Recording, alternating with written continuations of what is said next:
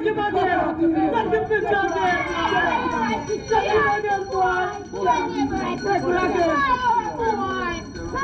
Marcus Garvey don't say it, A people without the knowledge of their past history, origin, and culture is like a tree without roots. Greetings and welcome to my viewers and subscribers. Today we are going to dig deep in the political history of the Labour Right Party. You know what I mean? Because Marcus Garvey say, a people without the knowledge of their past history, origin, and culture is like a tree without roots. So when I see Labour Right Party people, them a jump up, our supporters, them a jump up and yeah. Enough of them don't know them past history or origin. You know what I mean? So we're going to edify them today. Yeah? Because enough of them love come talk about Rasta this and Rasta that and Ray. I will tell you the reason why, man. I love burn out the Labour Right. I burn out Babylon. Because I say Buster Manti, which is the first Prime Minister of Jamaica, for them say a hero.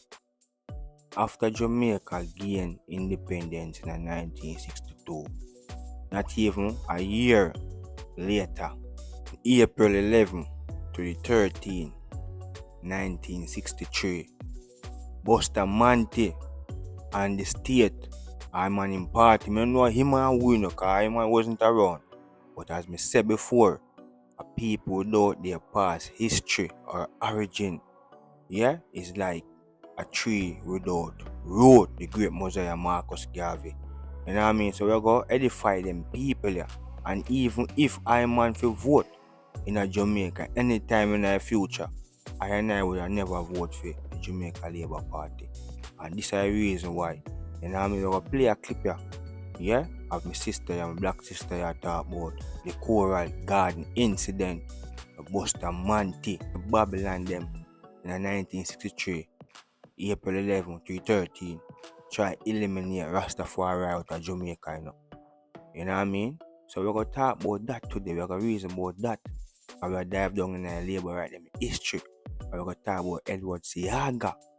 You see me I say? And we're going to talk about Andrew Wallace because pure corruption, will fall off your head, fall upon shoulder, You see me I say? We're going to talk about them things because in the 1980s, it was one of the worst elections. Enough people lose them life. Over 100 people lose them life. And the Jamaica Labour Party history that fall under. Then try to eliminate Rasta. And the Jamaica Labour Party history that fall under. And other things out there fall under for them history. So I as a Rastafari warrior will come forward in a Jamaica, become a Rasta and check all the history and realize that the Jamaica Labour Party government at the time they don't want to eradicate Rastafari out of Jamaica. Think I could have want to vote for them? But we're going to edify the people and we have some clips to play. People. See? I didn't talk about the Buster Manti thing. You know what I mean? And we're going to talk about the Edward Seaga 1980 election. You see me I say we're going to talk about Andrew Wallace though. So just sit in and watch them clip of people and we're going to reason and edify these people. Because them don't know them history nor them origin. Them a tree without root. Them not no foundation. So watch them think of people and edify on yourself. Because we have to know where all of this are coming from, where to start from. You see me I say? Because good will always prevail over evil. Haile Selassie I said, in the 21st century, David aga still slew Goliath. In 2017, the Andrew Holness-led government apologized to Rastafarians for the Coral Gardens incident of 1963. But many Jamaicans don't even know what was this incident that caused the government of the day to unleash the state apparatus that led to the massacre of several Rastafarians that we now call Bad Friday. Let's talk about it. For this piece, I'm using the accounts of Professor Horace Campbell, who teaches African American history at the University of Syracuse in New York. He had a death in the family at the time, and so he has used that event as the grounding for his recollection of the Coral Gardens incident in 1963. In 1962, the largest landowner in St. James was the Costa Sir Francis Moncrief Kerr Jarrett. And he at the time continuously petitioned the governor and the colonial office to clamp down on the Rastafarian movement, who he described as an undesirable sect and asked the governor to do everything to discourage their activities. Montego Bay's ruling families included the Carjarets, the DeLissas, Walter Fletcher, among others. There was a concerted effort by these families to develop Montego Bay and its environs for tourism, but much of the areas that they wanted, small farmers were occupying these lands, these properties, and they were doing subsistence farming. One of these farmers was Rudolph Franklin, who himself was converted to Rastafarianism and began to spread the word. He influenced many others to join the Rastafarian movement, and so naturally he became a target of much hostility by the police. Side note, the Dangerous Drugs Act came into being as a direct result of Jamaica's ruling families petitioning the government to institute laws that would clamp down and imprison poor, dark-skinned men, and in particular Rastafarians, for the use of ganja. So the Rastafarians would walk on foot from downtown Montego Bay in the railway lane area up Barnett Street through Salt Spring up to Flower Hill and Flanker out to the White House Fishing Village. That area had been earmarked for tourism, and the ruling families joined with the police to criminalize the Rastafarians walking along this route. In the Gleaner's account, it said the 1963 massacre reportedly stemmed from an old incident in which a Rastafarian sympathizer, Rudolph Franklin, was shot and seriously injured by a property owner in a dispute over lands. Franklin and others decided to exact revenge by burning down the Ken Douglas Shell service station, and the incident caused a massive state crackdown against Rastafarians. In Dr. Campbell's account, he said that Bustamante had demonstrated to local and foreign developers that the space around the Half Moon Hotel would be free from the presence of bearded Rastas. The Rastafarians were asserting their rights to walk alongside this route the ruling class had determined that they wanted to develop for tourism. Things came to a head on Holy Thursday, April 11, 1963. A group of Rastafarians set fire to a gas station owned by Ken Douglas. In response, the then Prime Minister, Alexander Bustamante, gave the order to bring in all Rastas, dead or alive. And the state unleashed a massive coalition of military and police upon the Rastafarian community. During the altercations on April 11, Detective Corporal Mulburn lost his life, and he had been a strong enforcer against Rastafarian ideology. So the police and the military were steadfast in exacting revenge for his death. By the time the incursion ended on April 13th, 3 Rastafarians, 3 civilians, and 2 police officers were dead. They went into every working class neighborhood and rounded up every Rastafarian that they could find, including women. They rounded up so many Rastafarians, not only from Coral Gardens, but from nearby communities and parishes, that the Barnett Street lockup was full and overflowing, much like it was in the days of enslavement. Because this happened round about Good Friday in 1963, this incident came to be known in the Rastafarian community as Bad Friday. So give thanks to my sister for that history, that edifying history, so I and I can learn something, and the viewers and subscribers them can learn something. You know what I mean? Bustamante try eliminate Rastafari out of Jamaica, you know. You see, after Jamaica gained independence in 1962.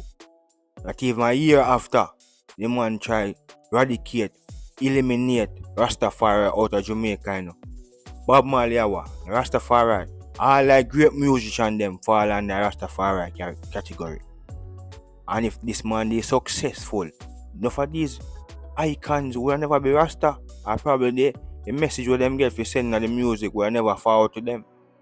If this man had eradicate Rastafari out of Jamaica. Labour right government this, you know. A Labour right government do this in the 1960s.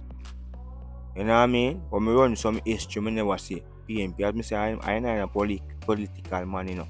But I have to know I'm an history, and the people need to know them history too. Too much done said out there. Where we make our Labour rights them don't know nothing. Them don't know nothing. I probably them don't love Rastafari or them don't love Bob Marley and don't love Jamaica. Cause for them government try eradicate Rastafari out of the place, you know. And in the 1980s, we see Edward Seaga, and no matter about all. Mark Golding, no born in Jamaica and them thing. Edward Seaga, no born in Jamaica. Edward Seaga, no born in Jamaica, you know. America, Edward Seaga born in Boston, you know. You see me I say? Edward Seaga, no born in Jamaica. You see, I want Bustamante. We go back to Bustamante really quickly. Bustamante wasn't born Alexander Bustamante, you know. This man go capture a man name where him say did adapt him. So we could get the evidence straight. We could get the facts straight. Bustamante wasn't born Bustamante, you know. Bustamante was born Sir William Alexander Clark. You see me I say? He was born Alexander Clark. His father last name a Clark. His father never have the Bustamante surname.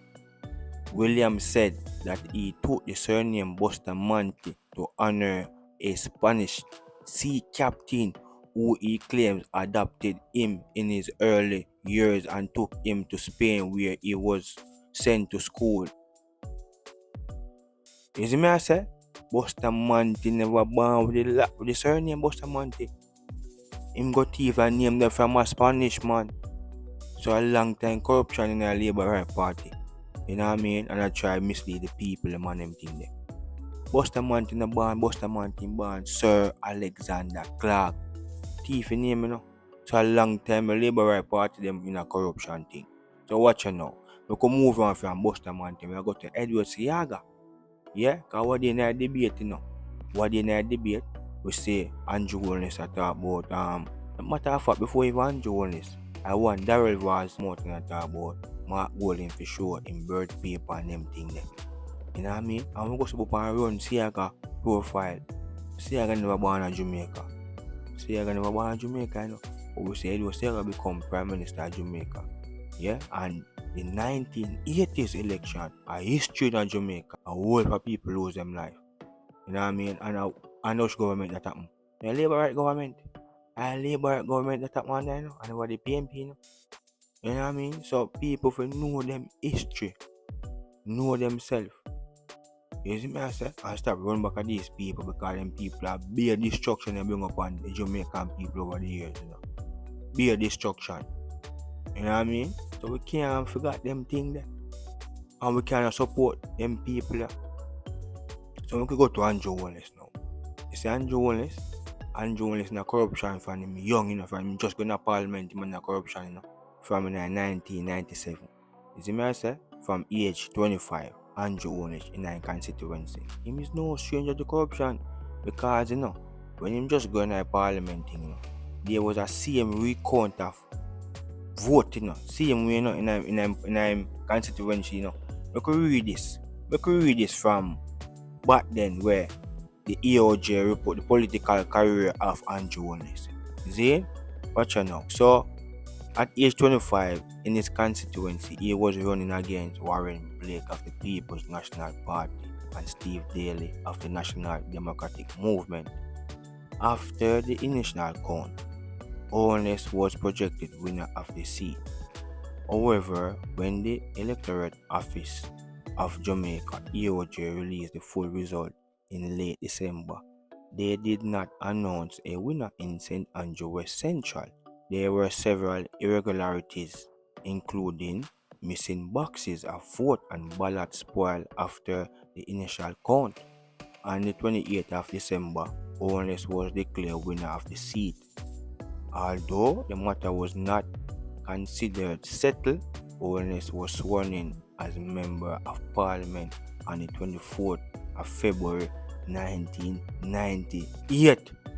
So a long time Andrew Holness in a corruption from 1920s. So he's no stranger to this. So a lot of rumors over here were spread on say in a film constituency when we see election are going, film thing now move. It now move. And then we hear some look them vandalize the cable line them in a certain parish and thing and light support and a bag of thing. And then we see the results them jump from a certain amount to a certain amount. I even myself when I watch it, I say, what this man? Come say And Paul Buchanan lead me, I say, it's a good look. And then all after I saw me see the man get a big spike, me I say, no man, this no look right. And that I Starkeye Street right now. And that I Starkeye Street. Everybody I say, yo, Andrew Wellness tamper the election, him and him wife. The whole Labour Party, the whole Jamaica Labour Right Party, them tamper with the election. It's not a fair election. We no buy out the election, we go on like when we deal with it fair and square. We no fair and square. Because we just read up on the history. Now the corruption, no? And I sabotage Jamaican people. And when you try to analyze Rasta long time out of place, you know? Yeah, all 1980 election, you know? Analyze whole of Jamaican people, you know, because now seek power, you know. From a man with a born on the soil, you know. And I talk about Mark Gold for show bird paper. Talk about on the history. Because Marcus Garvey done say it, you know. A people without the knowledge of their past history, origin, and culture is like a tree without roots. I know this, you know, and everybody are done so here, you know. Some people can read and write, you know, and research and know certain things, you know, illiterate, you know. But I feel like when you can come pamper with, you know, free gifts and buy way out and everything, you know, we can't buy way out. Nothing is for sale over here, nothing. A truth and right we are defend. I am not PMP now Labour Right. And if I feel vote, I will never vote for the Labour Right Party based upon the history. You're mad? Me not be a tree without root, you know. Me I be a tree. I be a tree with root. Firm root. You know what I mean? We are burn out the Babylon system, we are burn out the corruption. Mark Golding can't get burned yet. Because we don't see him in power yet. You see me? But Andrew can get burned with all like corruption, allegation and things like that. I first Prime Minister me say with so much allegation and corruption tied to his name. All night Labour Party. I be a corruption. We don't like corruption. And a pure corruption. All 14 parish with them Labour Right them, they are pure corruption them deal with. Me not deal with Labour Right. Me not deal with them. I be a literate them. They be a done set in a Labour Right Party. Them can't research and know them history. You see me I say? Remember that. And me not take back no talk. Straight. The Labour Right past history, because I would never support them. Worse as a Rastafari. You're mad? No time at all. So people, see all the people run up and down and don't know them past history. They are like tree without roots. Like and subscribe and leave your thoughts in the comments. Banging, big up on yourself.